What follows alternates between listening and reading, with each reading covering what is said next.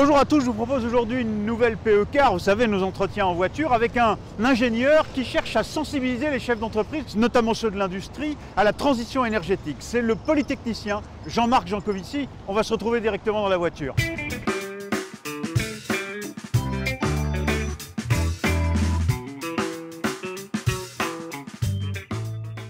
Jean-Marc Jancovici, bonjour, merci d'avoir accepté cette interview balade en PE Car dans cette voiture à moteur hybride. Vous êtes ingénieur conseil, polytechnicien dans la transition énergétique avec votre cabinet Carbone 4, mais vous êtes aussi le président fondateur du think tank The Shift Project. Qu'est-ce que c'est que The Shift Project ?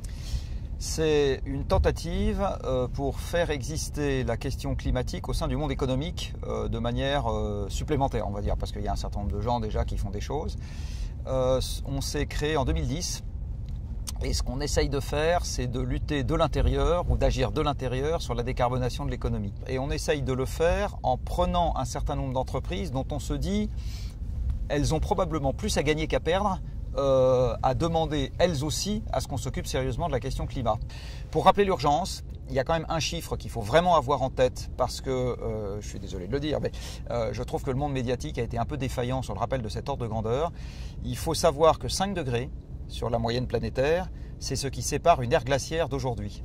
C'est juste 5 degrés. Donc quand la Terre passe de l'ère glaciaire où l'océan est plus bas de 120 mètres, le niveau de l'océan est plus bas de 120 mètres, où toute la Scandinavie et tout le Canada sont recouverts de 3 km de glace, et où la France ressemble au nord de la Sibérie et ne peut nourrir que 100 000 hommes, 100 000, hein, 65 millions aujourd'hui. C'est l'ère glaciaire autrefois. Eh bien, la température est simplement plus basse de 5 degrés par rapport à aujourd'hui. Donc quelques degrés de hausse de la moyenne planétaire en un siècle, les gens pensent que c'est juste une affaire de on va avoir un peu plus chaud dans les villes et il faut se climatiser.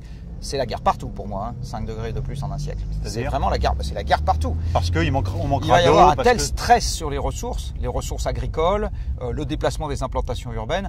Il faut savoir que quelques degrés de hausse en un siècle, c'est la certitude que le niveau de l'océan montera de 10 mètres ou plus en quelques siècles. 10 mètres ou plus, ça noie toutes les installations portuaires, toutes les villes portuaires au monde.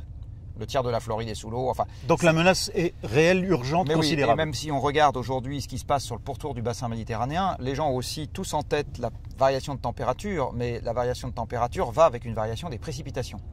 Il y a un certain nombre de zones dans le monde qui vont s'assécher dans le cadre du réchauffement climatique, dont le pourtour du bassin méditerranéen, c'est-à-dire chez nous. Bon. Et quand vous regardez bien ce qui s'est passé au moment des printemps arabes et au déclenchement de la guerre civile en Syrie, on retrouve à l'origine de ces événements un stress alimentaire très fort qui a lui-même été provoqué notamment par une sécheresse croissante sur le pourtour du bassin méditerranéen.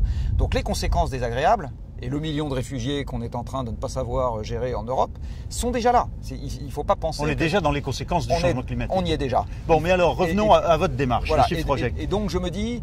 imposer une taxe carbone ou réglementer les voitures, je pense que c'est moins grave que de prendre tous les ans des millions de réfugiés dont on ne sait pas quoi faire. Alors, votre démarche consiste en quoi? Vous avez lancé un manifeste et vous faites 9 propositions à qui? Aux entreprises, aux États, pour décarboner l'Europe d'ici à 2050. Si on veut vraiment tenir l'objectif de l'accord de Paris, c'est-à-dire les 2 degrés maximum de hausse de la température en un siècle, il faut que les émissions planétaires soit divisé par 3 d'ici à ce que nos enfants aient notre âge. C'est très concret, les générations futures. En 30 ans, il faut qu'on ait diminué par 3. Donc les générations futures, c'est très clair, très simple. C'est tous les enfants de tous les gens qui nous regardent. Donc décarboner, c'est pas pour dans 2 siècles, c'est vraiment pour maintenant. Et on s'est dit, maintenant on va faire une règle de 3. Si on divise les émissions par 3 en 30 ans ou en 35 ans, il faut aller chercher les émissions là où elles sont. Où est-ce qu'il y a des émissions aujourd'hui? Par exemple, dans les centrales à charbon en Europe, 20% des émissions européennes. Dans l'alimentation, 25% des émissions européennes et une énorme partie dans le cheptel bovin. Dans les transports, 20% des émissions, etc. Et donc, si on divise ça par 3, on ne peut pas dire juste on va s'occuper d'un petit morceau dans un coin. On est obligé de taper dans le dur. Alors, qu'en est-il de la réception, de l'accueil de ces mesures par les chefs d'entreprise et par les dirigeants, les chefs d'État? On a réussi à obtenir une centaine de signatures de chefs d'entreprise. On a été très agréablement surpris. En gros, on a eu un accueil positif sur 2 sollicitations qu'on a faites. Donc on a un chef d'entreprise sur 2 qu'on a sollicité qui a dit oui. Mais les grandes entreprises vous écoutent, ils sont sensibles, ils vous reçoivent? Toutes les grandes entreprises, non. Parce que les grandes entreprises, ce n'est pas monolithique. Bien sûr. Par contre, un certain nombre de grandes entreprises, oui, les patrons ont signé. On a tout eu entre je prends sur moi de dire oui et des gens qui ont fait voter leur conseil d'administration. La Massif, par exemple, une mutuelle bien connue, le président de la Massif a fait voter son conseil d'administration. Mais des industries qui produisent du lourd aussi, dans le fossile, dans l'industrie mécanique ou de transformation. Est-ce que oui, on a eu des signataires dans ce monde-là, par exemple Vallourec qui produit des tubes en acier, un aciériste, hein, c'est quand même assez pour l'univers du pétrole notamment. Alors pour l'univers du pétrole notamment, absolument, mais pas que.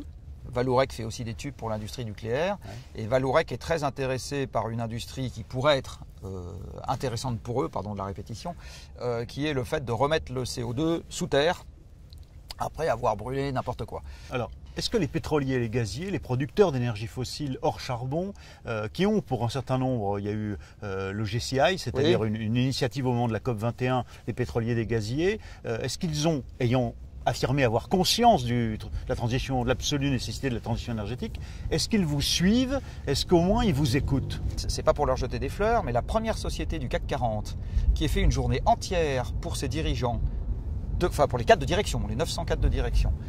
Et je peux le citer à l'époque sous la houlette de Thierry Desmarais, c'était Total. Total, qui finance politique énergétique. En 2006, et je me rappelle comme si c'était hier, c'est la première fois que ça arrivait, et ils ont invité les scientifiques orthodoxes qu'il fallait inviter pour ça. Mais globalement... Alors que dans le monde gazier, à la même époque, il y avait des climato-sceptiques partout. Et il en reste une trace, à mon avis, aujourd'hui. Et je n'ai jamais trouvé, il y en a probablement, hein, mais je n'ai jamais trouvé chez Total de cadre de direction climato-sceptique. Donc clairement, ça leur pose un problème business. Hein. Aujourd'hui, ils vendent un produit qui contribue à émettre du CO2. Mais ils ne disent pas le problème. Alors que dans le monde gazier, on continue à en trouver qui nie le problème. Donc le monde du pétrole a quelque part une attitude plus cash, plus carrée sur cette affaire. Donc ils disent oui, on est du mauvais côté de la barrière aujourd'hui, mais on admet le problème. Il n'y a pas de discussion sur le fait que le problème est un dossier scientifique étayé, sérieux, solide, on ne remet pas ça en question. Après, leur marge de manœuvre réelle dans cette affaire, elle est évidemment difficile à apprécier, parce que ce que demande l'accord de Paris, donc je le redis, hein, c'est quand même que d'ici à la deuxième moitié du siècle, donc quelque part entre 2050 et 2080, il n'y ait plus 1 gramme de pétrole utilisé sur Terre, sauf éventuellement dans des grosses installations centralisées où on puisse capturer le CO2 et le remettre sous terre. Mais en particulier, ça veut dire qu'on ne peut plus s'en servir dans les voitures. Bon. Dire délibérément, je suis d'accord avec ça, je comprends que ce ne soit pas facile aujourd'hui. Pourtant, si on veut être sérieux sur la question climatique, c'est bien ça qu'il va finir par falloir arriver à faire. Alors, où est-ce qu'on peut trouver, Jean-Marc Jancovici, le détail du manifeste du Shift Project, vos 9 propositions sur Internet, peut-être un livre aussi? Il y a un site qui est dédié au manifeste qui s'appelle decarbonizeeurope.org, sur lequel on peut trouver le texte du manifeste, le résumé des 9 propositions, et pour chacune des propositions, 20 pages d'explications. Et effectivement, l'ensemble du manifeste et des 9 propositions sortira chez Odile Jacob en mai, sous forme papier, parce qu'il y a un certain nombre de gens qui aiment le papier. Merci d'avoir accepté cette interview, cette balade en PE Car. À bientôt pour une autre PE Car sur politique énergétique.